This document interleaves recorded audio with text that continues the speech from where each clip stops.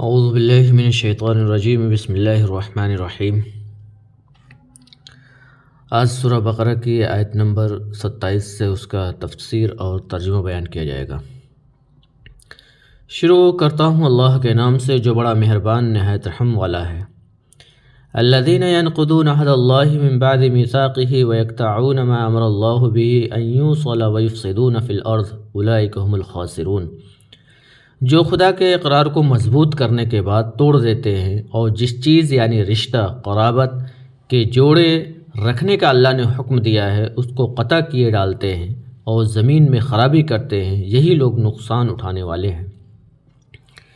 اللہ تبارک و تعالیٰ نے آیت کریمہ الذین ینقضون عہد اللہ میں ان کا ذکر اور یہ صفات کافروں کی ہیں، جسے اللہ تبارک و تعالیٰ نے سورہ رعد میں فرمایا،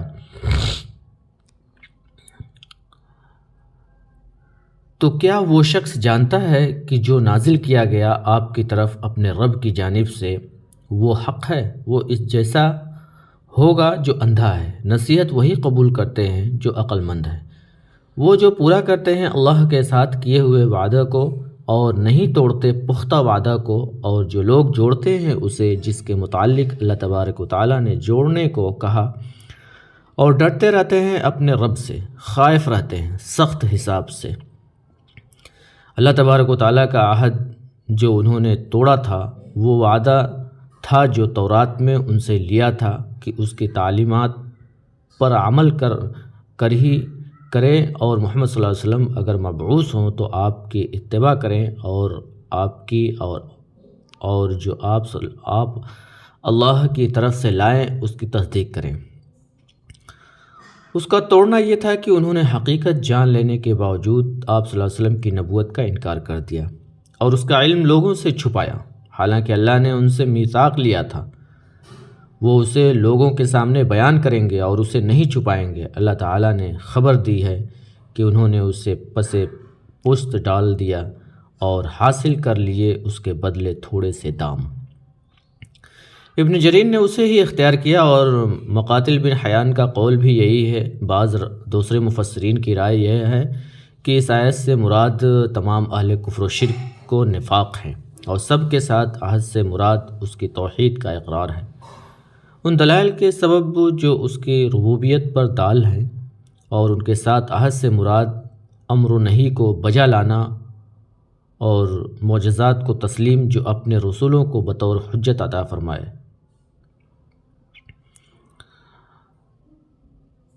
ابو العالیہ الذین ینقضون عہد اللہ کی تفسیر میں فرماتے ہیں، منافقین کی 6 خصلتیں ہیں، جب انہیں لوگوں پر غلبہ ہو تو یہ صفات ظاہر ہوتی ہیں۔ نمبر 1 بات کرنے میں جھوٹ بولنا، نمبر 2 وعدہ خلافی کرنا، نمبر 3 امانت میں خیانت کرنا، نمبر 4 اللہ کے عہد کو اس کے ساتھ میثاق کے بعد توڑ دینا، نمبر 5 جس چیز کو اللہ نے ملانے کا حکم دیا ہے اسے قطع کرنا، نمبر 6 زمین میں فساد انگیز کرنا، اور جب مغلوب یوں ہو تو 3 خصلتیں ظاہر ہوتی ہیں۔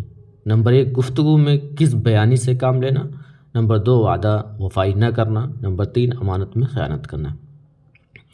ربیع بن انس کا بھی قول ہے، سدی اپنی تفسیر میں اسناد کے ساتھ لکھتے ہیں، یہ وہ عہد ہے جو اللہ تبارک و تعالیٰ نے قرآن کریم میں ان سے لیا، انہوں نے اس کا اقرار کیا پھر اس کا انکار کر دیا، اس طرح وہ اسے توڑنے کا مرتکب قرار پائے۔ خاسرون یہ خاسر کی جمع ہے، چونکہ انہوں نے بذات خود اللہ کی معصیت میں پڑھ کر رحمت خداوندی میں اپنے لیے کمی کر دی، اس لیے انہیں نقصان یافتہ کہا گیا۔ جیسے آدمی کو تجارت خسارہ ہوتا ہے کہ اس کا اصل سرمایہ کم ہو جاتا ہے، اس طرح قیامت کے دن جب رحمت خدا کی از حد ضرورت ہوگی کافر اور منافق محروم رہ جائیں گے۔ کیف تکفرون باللہ وکنتم امواتا فاحیاکم ثم یمیتکم ثم یحییکم ثم الیہ ترجعون، تم خدا سے کیوں کر منکر ہو سکتے ہو؟ جس حال میں کہ تم بے جان تھے تو اس نے تم کو جان بخشی، پھر وہی تم کو مارتا ہے، پھر وہی تم کو زندہ کرے گا، پھر تم اسی کی طرف لوٹ کر جاؤ گے۔ ٹھوس دلائل پر مبنی دعوت اس بات کا ثبوت دیتے ہوئے کہ اللہ تعالیٰ موجود ہے، وہ قدرتوں والا ہے، وہی پیدا کرنے والا اور اختیار والا ہے۔ اس آیت میں فرمایا، تم اللہ کے وجود سے انکار کیسے کر سکتے ہو یا اس کے ساتھ دوسروں کو عبادت میں شریک کیسے کر سکتے ہو جبکہ تمہیں عدم سے وجود میں لانے والا ایک وہی ہے؟ دوسری جگہ فرمایا کیا یہ بغیر کسی چیز کے پیدا کیے گئے یا یہ خود پیدا کرنے والے ہیں؟ انہوں نے زمین و آسمان بھی پیدا کیا ہے؟ ہرگز نہیں، بلکہ یہ بے یقین لوگ ہیں۔ اور جگہ ارشاد ہوتا ہے یقیناً انسان پر وہ زمانہ بھی آیا جس وقت یہ قابل ذکر چیز ہی نہ تھا، اور بھی اس طرح کی بہت سی آیتیں ہیں۔ حضرت عبداللہ بن مسعود رضی اللہ تعالیٰ عنہ فرماتے ہیں کہ کفار جو کہیں گے اے اللہ 2 دفعہ تو نے ہمیں مارا اور 2 دفعہ جلایا، ہمیں اپنے گناہوں کا اقرار ہے، اس سے مراد یہی جو اس آیت وَكُنْتُمْ أَمْوَاتًا فَأَحْيَاكُمْ، مطلب یہ ہے کہ تم اپنے باپوں کے پیٹھ میں مردہ تھے یعنی کچھ بھی نہ تھے، اس نے تمہیں زندہ کیا یعنی پیدا کیا، پھر تمہیں مارے گا یعنی موت ایک روز ضرور آئے گی، پھر تمہیں قبروں سے اٹھائے گا۔ بس ایک حالت مردہ پن کی دنیا میں آنے سے پہلے، پھر دوسری دنیا میں مرنے اور قبروں کی طرف جانے کی، پھر قیامت کے روز اٹھ کھڑے ہونے کی، 2 زندگیاں اور 2 موتیں۔ ابو صالح فرماتے ہیں کہ قبر میں انسان کو زندہ کر دیا جاتا ہے۔ عبد الرحمن بن زید کا بیان ہے کہ حضرت آدم علیہ السلام کی پیٹھ میں انہیں پیدا کیا، پھر ان سے عہد و پیمان لے کر بے جان کر دیا، پھر ماں کے پیٹ میں انہیں پیدا کیا، پھر دنیاوی موت ان پر آئی، پھر قیامت والے دن انہیں زندہ کرے گا۔ لیکن یہ قول غریب ہے، پہلا قول ہی درست ہے۔ ابن مسعود، ابن عباس اور تابعین کی ایک جماعت کا یہی قول ہے۔ قرآن میں اور جگہ ہے قل اللہ یحییکم ثم یمیتکم ثم یجمعکم الی یوم القیامہ لا ریب فیہ ولکن اکثر الناس لا یعلمون۔ الجاثیہ، اللہ ہی تمہیں پیدا کرتا ہے، پھر مارتا ہے، پھر تمہیں قیامت کے دن جمع کرے گا۔ ان پتھروں اور تصویروں کو جنہیں مشرکین پوجتے تھے قرآن نے مردہ کہا، فرمایا اموات غیر احیاء، وہ سب مردہ ہیں، زندہ نہیں۔ زمین کے بارے میں فرمایا وآیۃ لہم الارض المیتۃ، ان کے لیے مردہ زمین بھی ہماری صداقت کی نشانی ہے، جسے ہم زندہ کرتے ہیں اور اس سے دانے نکالتے ہیں جسے یہ کھاتے ہیں۔ وَالَّذِي خَلَقَ لَكُم مَّا فِي الْأَرْضِ جَمِيعًا ثُمَّ اسْتَوَىٰ إِلَى السَّمَاءِ فَسَوَّاهُنَّ 7 سماوات وَهُوَ بِكُلِّ شَيْءٍ عَلِيمٌ، وہی تو ہے جس نے سب چیزیں جو زمین میں ہیں تمہارے لیے پیدا کی، پھر آسمانوں کی طرف متوجہ ہوا تو ان کو ٹھیک 7 آسمان بنا دیا، اور وہ ہر چیز سے خبردار ہے۔ اس مبارک آیت میں ان دلائل کا بیان ہو رہا ہے جو روزمرہ آنکھوں کے سامنے ہیں۔ استوا یعنی قصد کرنے اور متوجہ ہونے کے معنی میں ہے، اس لیے کہ اس کا صلہ الہ ہے، اور 7 آسمان بنانے کے ہیں، سما اس میں جنس ہے۔ پھر فرمایا کہ اس کا علم محیط کل ہے، جسے ارشاد آیت ہے الا یعلم من خلق، وہ بے علم ہو کیسے سکتا ہے جو خالق ہو۔ سورہ سجدہ کی آیت اَإِنَّكُمْ لَتَكْفُرُونَ گویا اس آیت کی تفصیل ہے، جس میں فرمایا ہے کہ تم اس اللہ کے ساتھ کفر کرتے ہو جس نے زمین کو صرف 2 دن میں پیدا کیا، تم اس کے لیے شریک ٹھہراتے ہو، جو رب العالمین ہے، جس نے زمین میں مضبوط پہاڑ اوپر سے گاڑ دیے، جس نے زمین میں برکتیں اور روزیاں رکھی اور 4 دن میں زمین کی سب چیزیں درست کر دی، جس میں دریافت کرنے والوں کی تشفی ہے، پھر آسمانوں کی طرف متوجہ ہو کر جو دھوئیں کی شکل میں تھے، فرمایا کہ اے زمینوں اور آسمانوں خوشی یا ناخوشی سے آؤ، تو دونوں نے کہا باری تعالیٰ ہم تو برضا خوشی حاضر ہیں۔ 2 دن میں ان 7 آسمانوں کو پورا کر دیا اور ہر آسمان میں اس کا کام بانٹ دیا، اور دنیا کے آسمان کو ستاروں کے ساتھ مزین کر دیا اور انہیں شیطانوں سے بچاؤ کا سبب بنایا۔ یہ ہے اندازہ اس اللہ کا جو بہت بڑا غالب اور بہت بڑے علم والا ہے۔ اس سے معلوم ہوا کہ پہلے زمین پیدا کی، پھر 7 آسمان۔ ہم دیکھتے ہیں کہ ہر عمارت کا یہی قاعدہ ہے کہ پہلے نیچے کا حصہ بنایا جائے، پھر اوپر کا۔ مفسرین نے بھی اس کی تصریح کی ہے، جس کا بیان بھی ابھی آئے گا انشاءاللہ تعالی۔ لیکن یہ سمجھ لینا چاہیے کہ قرآن کریم میں ارشاد ہے اَأَنْتُمْ أَشَدُّ خَلْقًا أَمِ السَّمَاءُ بَنَاهَا، سورہ نازعات، تمہاری پیدائش مشکل ہے یا آسمانوں کی؟ اللہ تعالیٰ نے اس کے خلا کو بلند کر کے اسے ٹھیک ٹھاک کیا، اور ان میں سے رات دن پیدا کیے، پھر اس کے بعد زمین پھیلائی، اس سے پانی اور چارہ نکالا، اور پہاڑوں کو گاڑا جو سب تمہارے اور تمہارے جانوروں کے کام کی چیزیں ہیں۔ اس آیت میں یہ فرمایا ہے کہ زمین کی پیدائش آسمان کے بعد ہے، تو بعض بزرگوں نے تو فرمایا ہے کہ مندرجہ بالا آیت میں ثم صرف عطف خبر کے لیے ہے، عطف فعل کے لیے نہیں، یعنی یہ مطلب نہیں کہ زمین کے بعد آسمان کی پیدائش شروع کی، بلکہ صرف خبر دینا مقصود ہے کہ آسمانوں کو بھی پیدا کیا اور زمینوں کو بھی۔ عرب شاعروں کے اشعار میں یہ موجود ہے کہ کہیں ثم صرف خبر کا خبر پر عطف ڈالنے کے لیے ہوتا ہے، تقدیم تاخیر مراد نہیں ہوتی۔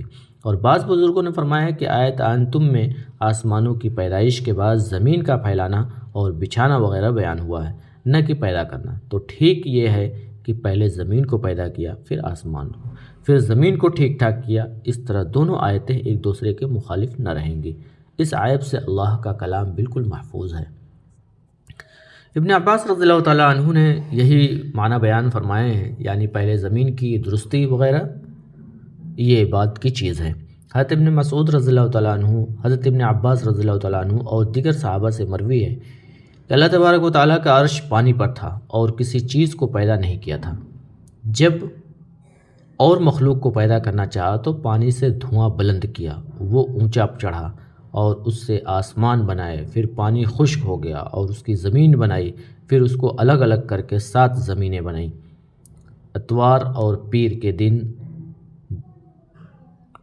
کے 2 دن میں یہ 7 زمینیں بن گئیں۔ زمین مچھلی پر ہے، اور مچھلی وہ ہے جس کا ذکر قرآن مجید کی اس آیت میں ہے، نون والقلم۔ مچھلی پانی میں ہے اور پانی صفات پر ہے، اور صفات فرشتے پر اور فرشتے پتھر پر۔ زمین کانپنے لگی تو اللہ تعالیٰ نے پہاڑوں کو گاڑ دیا اور وہ ٹھہر گئی۔ یہی معنی ہے اللہ تعالیٰ کے فرمان، وَجَعَلْنَا فِي الْأَرْضِ رَوَاسِيَ أَن تَمِيدَ بِهِمْ۔ زمین نہ ہلے اس لیے ہم نے اس میں پہاڑ جما دیے ہیں۔ پہاڑ زمین کی پیداوار، درخت وغیرہ، زمین کی کل چیزیں منگل اور بدھ کے 2 دنوں میں پیدا کیں۔ اسی کا بیان اس آیت میں قُلْ أَئِنَّكُمْ لَتَكْفُرُونَ بِالَّذِي خَلَقَ الْأَرْضَ فِي يَوْمَيْنِ، سورۃ فصلات۔ پھر آسمان کی طرف توجہ فرمائی، جو دھواں تھا آسمان بنایا، پھر اسی میں 7 آسمان بنائے۔ جمعرات اور جمعہ کے 2 دنوں میں جمعہ کے دن کو اس لیے جمعہ کہا جاتا ہے کہ اس میں زمین و آسمان کی پیدائش جمع ہو گئی۔ ہر آسمان میں اس نے فرشتوں کو پیدا کیا اور ان چیزوں کو جن کا علم اس کے سوا کسی کو نہیں، کہ دنیا آسمان کو ستاروں کے ساتھ زینت دی اور انہیں شیطان سے حفاظت کا سبب بنایا، اور تمام چیزوں کو پیدا کر کے پروردگار نے عرش عظیم پر قرار پکڑا، جسے فرماتا ہے خلق السماوات والارض فی 6 ایام ثم استوى علی العرش، یعنی 6 دن میں آسمانوں اور زمین کو پیدا کر کے پھر عرش پر مستوی ہو گیا۔ اور جگہ فرمایا کانتا رتقا ففتقناہما، یعنی یہ دونوں دھواں سے تھے، ہم نے انہیں پھاڑا اور پانی سے ہر چیز کو زندگی دی۔ یہ موقوف قول ہے جس میں کئی قسم کا احتمال ہے۔ بھی ظاہراً ایسی اہم بات میں حجت تامہ نہیں ہو سکتا۔